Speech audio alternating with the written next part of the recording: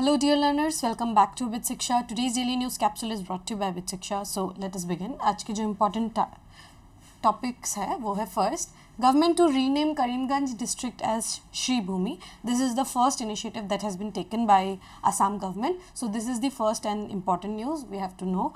Second is Putin signs new nuclear doctrine. So there, amid the war between Russia and Ukraine, a new doctrine has emerged which is named as a new nuclear doctrine by Russian government. So we have to look into that. Very important, I would say, and absolutely important because there has been a shift in global order also. Why? Because again the policies have changed over the time, and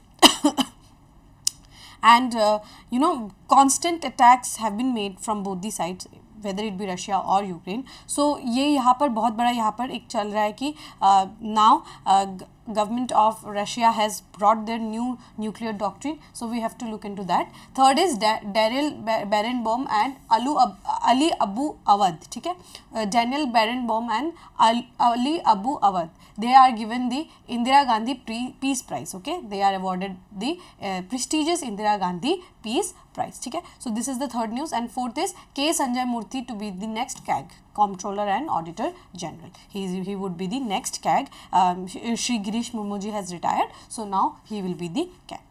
So these are the four important news. Let us begin one by one. ठीक है, government to rename Karimganj district as Shri Bhumi. ठीक है, so this is a district in Barak Valley. Karimganj is a district in Barak Valley, and now the name is Shri Bhumi. Okay, the state cabinet on Tuesday decided to change the name of Karimganj district in the Barak Valley to Shri Bhumi. Now Karimganj will be known as Shri Bhumi. The voters list of for the ensuing panchayat polls would be published before December 30th, and elections would be held before February 10th. So panchayat elections will be happening very soon. So the name has been changed, and the updated name will be provided by December 30th, and the votings will be on February 10th. Okay, Chief Minister Himanta Biswa Sharma informed after the state cabinet meeting here. The state cabinet also approved the decision to organize the second Assam Investment and Infrastructure Summit on February 24th, 2025. So there will be the name change also, and also a global Assam Investment and Infrastructure Summit, a summit wherein people will come and they would invest in Assam. So there has been two announcements that has been made. First is changing the name of Karimganj to Shri Bhumi, and the second one is there will be a summit which will be the Assam Investment and Infrastructure Summit that will happen on February 24th on the year 2025. तो दो चीज़ हमने यहाँ से पता चल गया कि जो अभी आने वाले में समय में होने वाला है. ठीक है, तो दिस इज इम्पॉर्टेंट. नाम क्या हुआ है, कौन से डिस्ट्रिक्ट का नाम चेंज हुआ है, ये आप लोग को पता होना होगा. Very important. ठीक है, चलिए नेक्स्ट टॉपिक देखते हैं. Next topic is Putin science new nuclear doctrine. ये जो न्यूक्लियर डॉक्ट्रिन आया है ना, ये आफ्टर द थाउजेंथ डे, ठीक है, 1000th दिन, 1000वें दिन के बाद जो है ये न्यूक्लियर डॉक्ट्रिन आया है, जहाँ पर यहाँ पर क्या बोला गया है. न्यूक्लियर डॉक्ट्रिन का आपको बेसिक समरी क्या है कि ये न्यूक्लियर डॉक्ट्रिन ये कहता है कि अगर रशिया किसी और देश के साथ युद्ध पे है जो कि खुद एक नॉन न्यूक्लियर कंट्री है, ओके, नॉन न्यूक्लियर कंट्री है, लेकिन इस नॉन न्यूक्लियर कंट्री का सपोर्ट अगर कोई एक न्यूक्लियर देश कर रहा है, न्यूक्लियर एबल देश अगर कर रहा है, that means this would be a direct attack on Russian federation. Russian federation पे एक सीधा अटैक होगा, and they would not get back और they would not hesitate to use the nuclear weapon. This is the new nuclear doctrine that had been brought up in the Kremlin, which is kind of parliament building in Russia. So वहाँ पर ये लाया गया है, ये बोला गया है कि अगर रशियन फेडरेशन एक नॉन न्यूक्लियर देश लाइक यूक्रेन के साथ युद्ध में है, लेकिन इस यूक्रेन देश का सहायता अगर कोई nuclear able country like USA कर रहा है या फ्रांस कर रहा है, तो ये हम समझेंगे कि ये पूरा सीधा अटैक है ऑन रशियन फेडरेशन. सीधे ये अटैक है on Russian Federation, and they would not hesitate to use the nuclear weaponry. ये बोला गया है in the new nuclear doctrine. आप ये इसका इंपॉर्टेंस समझिए कि कितना मतलब सीधा थ्रेट है टू द एंटायर वर्ल्ड कि Russia won't hesitate to use its nuclear power. This is very a news that we should not be happy about. This is not something to be happy about because Russian आपके US की जो long range missiles है वो constantly hit कर रहे हैं इन Russian grounds and Ukraine जो है कॉन्स्टेंटली अटैक कर रहा है ऑन रशिया एंड बहुत सारे मिसाइल्स जो है वो लॉन्च किए गए हैं to Russia and also in the interior parts of Russia. ठीक है, रशिया के इंटरनल प्लेसेस में भी बहुत सारे अटैक्स जो है वो किए जा रहे हैं. ठीक है, तो ये न्यूज़ बहुत ज़्यादा इंपॉर्टेंट है. Russian president Vladimir Putin on Thursday signed a revised nuclear doctrine declaring that conventional attack on Russia by any nation that is supported by a nuclear power will be considered a joint attack on his country. क्या कहा है कि अगर एक attack हो रहा है, कोई भी दूसरा नेशन कर रहा है जो जिसका सपोर्ट एक न्यूक्लियर पावर नेशन कर रहा है, वो डायरेक्ट अटैक ऐसे माना जाएगा. Putin's endorsement of the new nuclear deterrent policy comes on the 1,000th day after he sent troops to Ukraine on February 24, 2022. 2022 में ये शुरू हुआ था युद्ध, अभी 2024 खत्म होने को है. 1000वें दिन के बाद ये जो है अनाउंसमेंट किया गया है. It follows US President Joe Biden's decision to let Ukraine strike targets inside Russia with US supplied longer range missiles. यहाँ पर क्या हुआ कि ये कब हुआ, जब जो बाइडन ने ये हेल्प करने मतलब माना कि रशिया यूक्रेन को वो हेल्प करेंगे और यूक्रेन को वो लॉन्गर रेंज के मिसाइल्स जो है वो प्रोवाइड कराएंगे जो कि US मेड मिसाइल्स है. ठीक है, the signing of the doctrine which said that any massive aerial attack on Russia could trigger a nuclear response reflects Putin's readiness to threaten use of the country's nuclear arsenal to force back the West to force the West to back down as Moscow presses slow moving offensive move in Ukraine. तो यहाँ पर क्या है कि यहाँ पर दिख रहा है कि Russian president Vladimir Putin is very ready to use the nuclear weapons. अगर उनके ऊपर कोई ऐसे लॉन्ग रेंज अटैक्स होते हैं और कोई अगर बड़ा एरियल अटैक होता है, he would not hesitate to use the military weaponry जो उनके पास है. ठीक है. Asked about whether the updated doctrine was deliberately issued on the heels of the US decision to ease restriction on Ukraine using its longer range missiles to strike Russia, Kremlin spokesperson Dmitry Peskov said that document was published in a timely manner that Putin instructed the government to update earlier, so it is in line with current situation. तो यहाँ पर क्या हुआ कि जब recently US ने क्या किया, जो भी मिलिट्री मिसाइल्स का जो वेपनरी है उसको जो सप्लाई कर रहे हैं टू यूक्रेन, वो पहले थोड़ा स्ट्रिक्टर नॉर्म्स है, बट वो नॉर्म्स अब और ज़्यादा इजी हो गए. तो उस क्या ऐसा पूछा गया कि आपने ये जो न्यूक्लियर डॉक्ट्रिन है ये इसीलिए तो नहीं अनाउंस किया बिकॉज यूएस ने जो है वो जो रेस्ट्रिक्शंस है उसको कमा दिया. तो उन्होंने कहा ऐसा कुछ नहीं है, उनका जो टाइमली मैनर था उसी टाइमली मैनर पे उन्होंने ये अनाउंसमेंट किया है. ठीक है. Putin first announced changes in nuclear doctrine in September when he chaired the meeting discussing the proposed revisions. तो उन्होंने बहुत सारे revisions किए. The new version of the document states that an attack against the country by a non-nuclear power with the participation or support of a nuclear power will be seen as a joint attack on the Russian Federation. ये अभी हम लोगों ने समझ लिया है. ठीक है. It does not specify whether the attack would necessarily trigger a nuclear response. It mentions uncertainty of scale, time and place possible use of nuclear deterrent among the key principles of nuclear deterrence. ठीक है, यहाँ पर उन्होंने ऐसे कोई वो नहीं बताया कि क्या जो है ट्रिगर कर सकता है न्यूक्लियर अटैक पर.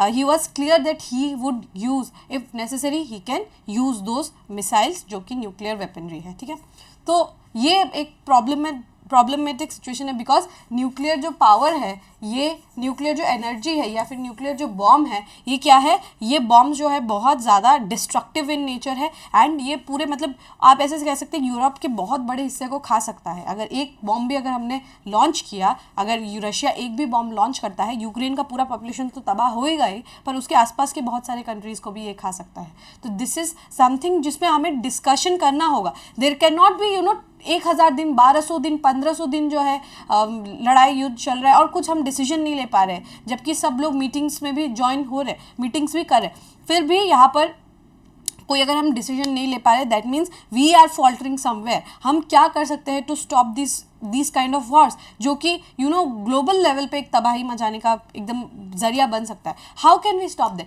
We need to address those issues. ठीक है, we need to talk about those issues on a global scale where in leaders are powerful, they don't see the death of civilians या फिर जो casualties कितना हो रहा है वो नहीं देख रहे हैं, and they are just there to satisfy their ego और continue those war which can be stop, which can be solve with diplomacy. Why not use those diplomacy? Why not we strengthen UN? क्यों हम UN जो है ये falter कर रहा है? You have to look into those matters. ठीक है, तो ये बहुत बड़ा एक प्रॉब्लमेटिक सिचुएशन है जो हम देखेंगे आगे, and we can just hope right now as citizens, we can just hope कि ऐसा कुछ ना हो, बिकॉज दिस इज समथिंग जो हमें मेस अराउंड नहीं करना चाहिए. ठीक है, we have already seen in 1945, we are paying the repercussions of 1945 till now, so we know what can happen, so we have to stop this time we should not allow this to happen. ठीक है, यहाँ पर बातें करके बातों को सुलझाना is very very important, and this is the new nuclear doctrine that has been brought up by the Russian government. Hopefully आपको ये टॉपिक जो है ये समझ में आ गया होगा. Next topic is Daniel Barenboim and Ali Abu Awad presented Indira Gandhi peace prize. तो ये जो है दो आपको हस्तियां दिख रही होंगी, Daniel Barenboim and Ali Abu Awad. ठीक है, इनको क्या दिया गया है? Indira Gandhi peace prize. ठीक है, so let us see the Indira Gandhi peace prize for peace, disarmament and development for 2023 was presented to classical pianist and conductor Daniel Barenboim and Palestinian peace activist Ali Abu Awadh on Tuesday को जो है इनको ये award जो है ये दिया गया था. Mister Barenboim was selected for his contribution to foster peace through musical and cultural dialogue initiatives, and mister Awad was for his advocacy for dialogue through organisation Roots and outfit that he started spending time in jail. तो यहाँ पर दोनों को award इसीलिए दिया गया है because दोनों ने जो है पीस लाने की कोशिश की है, यहाँ पर शांति जो है उसको बनाने की कोशिश की, इसीलिए दोनों को जो है ये अवार्ड दिया गया है. Mr. Daniel is a pianist and Mr. Awad is a activist. Okay, he is an activist. Accepting the prize, Mr. Awad recounted that he was imprisoned in Israel in 1990 when he and his mother carried out a hunger strike for 17 days. What makes us human is our ability to recognize each other and protect dignity. This is what makes us human. ये इन्होंने कहा है. ठीक है, अभी हम लोग समझते हैं कि Indira Gandhi prize for peace disarmament and development क्या है. What is that award?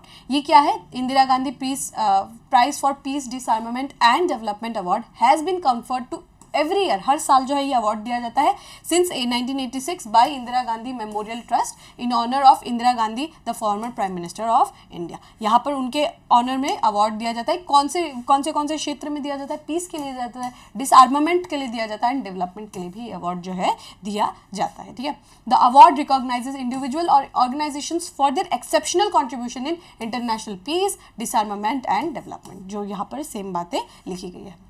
The prize is awarded annually, हर साल दिया जाता है, and is considered one of the highest honours in the field of peace and development. One of the highest honours है in the field of peace and development. It consist of monetary award, यहाँ पर monetary award भी दिया जाता है. कितना? 25 लाख रुपए जो है दिया जाता है, और एक साइटेशन भी दिया जाता है. क्या क्या कैटेगरीज है?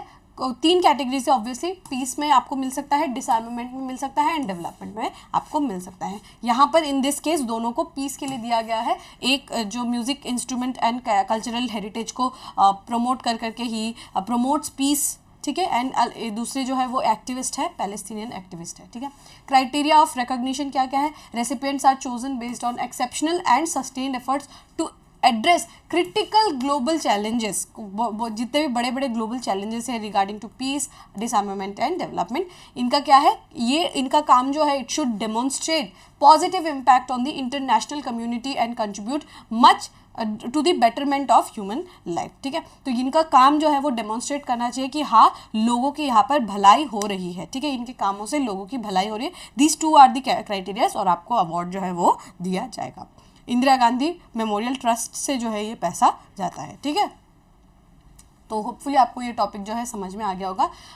नाम याद रखना आप लोगों को इम्पॉर्टेंट है. नाम क्या है? Mister Daniel Barenboim and Palestinian activist Ali Abu Awad. ठीक है, इन दोनों को क्या मिला है? Indira Gandhi peace disarmament and development award. ठीक है, इंदिरा गांधी प्राइज जो है वो दिया गया है. ठीक है, very very important, I would say ये आप लोगों को नाम जो है वो याद रखना होगा. ठीक है,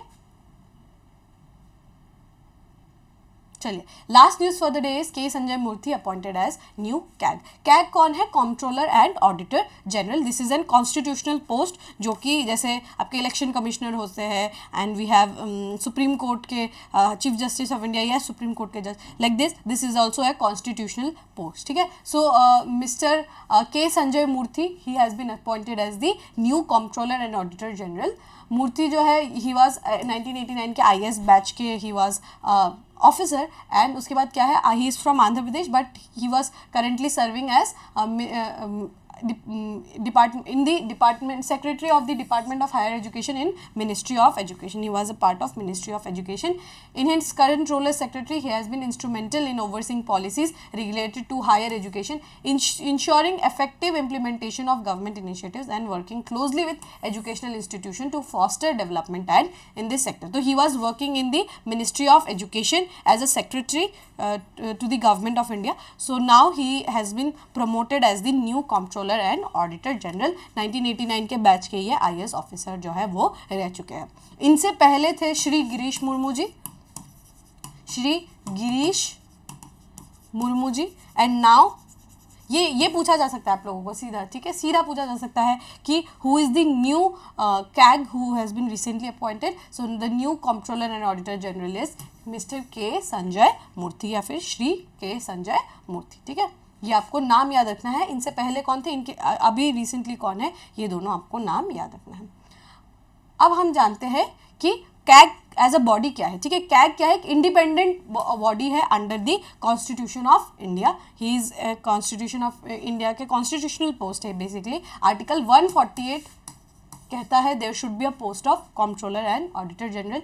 ही is the head of Indian audit and account department and chief guardian of public purse, ठीक है। तो वो ऑडिटिंग करते हैं, चीफ गार्डियन है वो जो भी हमारा consolidated fund, contingency fund, public accounts of India, यहाँ पर तीनों का जो है he is the main auditor, वो जो है ऑडिटिंग करवाते हैं। It is the institution through which accountability of the government and other public authorities or to the parliament and state legislature is ensured, ठीक है। कि आपने पैसे, ऑडिटिंग तो है पैसे खर्चे होने के बाद होता है ना, तो वैसे ही ये जितना अगर कंसोलिडेटेड फंड से मनरेगा के लिए कोई भी बड़े स्कीम के लिए पैसे जो है वो दिए गए हैं, तो वो ऑडिटिंग करना किनका काम होता है? It comes under the CAG. This is a very very big office, okay. अगर आप लोगों को याद हो 2G स्कैम जो है वो आया था, है ना, याद होगा आप लोगों को 2G स्कैम आया था, वो किन्होंने, उस समय के एक बहुत डायनामिक एक कंट्रोलर एंड ऑडिटर जनरल थे श्री विनोद राय। आप लोगों ने पक्का नाम सुना होगा कभी ना कभी, विनोद राय। श्री विनोद राय ने जो है, क्योंकि he was the auditor at that time, he saw the mismatch in the money, then he expose this 2G scam. So this is a very very important body, okay. तो ये बॉडी बहुत ज़्यादा यहाँ पर इंपॉर्टेंट हो जाता है to ensure the accountability of government of India towards the citizen, because they are using citizens earn money, they are, उनको कहीं और से पैसे नहीं आ रहे, they tax us and use those money, तो वो उनका अकाउंटेबिलिटी बनाना बिकम्स इंपॉर्टेंट, ठीक है। कॉन्स्टिट्यूशनल प्रोविजंस क्या क्या है मैंने आपको बताया। आर्टिकल 148 क्या कहता है कि there should be a CAG, जो कि मतलब ये डील करता है with the provisions of CAG, appointment, oath taking, conditions of service, हर चीज़ का ये आपका ये प्रोविजन से रिलेटेड है। Article 149 deals with duties and powers of controller and auditor general, सारे पावर्स जो है ये आर्टिकल 149 कहता है। 150 क्या कहता है?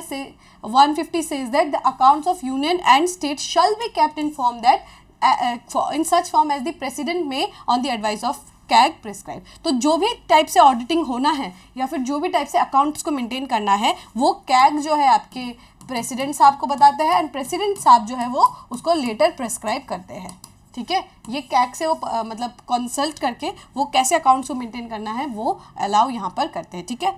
Article 151 says that the reports to the Comptroller and Auditor General relating to the accounts of Union shall be submitted to the President, who shall cause them to be laid before each house of the Parliament. तो जो भी reports है, जो भी audited reports है, वो CAG जो है वो प्रेसिडेंट साहब को देते हैं, एंड प्रेसिडेंट साहब जो है उसको हाउस ऑफ पार्लियामेंट पे लेकर आते हैं, ठीक है, एंड दोनों हाउसेज में जो है टेबल करते हैं। This is a very very important topic. Okay, आपका पॉलिटी का बहुत इंपॉर्टेंट पार्ट है, इसको अच्छे से करके जाइएगा। एक बार प्रीवियस ईयर में क्वेश्चन में आया भी है, इसीलिए ये इंपॉर्टेंट हो जाता है। आपको कैग एज अ बॉडी को अच्छे से पढ़ के जाना है, ठीक है। सारे आर्टिकल्स को अच्छे से एक बार देख के जाइएगा, and this is a very very important part also. And do know the knew who is the present CAG, who was the earlier CAG, वो भी आप लोगों को पता होना चाहिए, ठीक है। सो होपफुली आपको ये टॉपिक्स जो है आज के समझ में आ गए होंगे। आज काफ़ी ब्रॉड भी टॉपिक्स थे एंड काफ़ी इंटरेस्टिंग टॉपिक्स भी थे। So with this we have come to end of today's daily news discussion. If you have like this discussion, don't forget to give a like and write down in the comment section. We will meet in the next discussion. Till then, take care and thank you.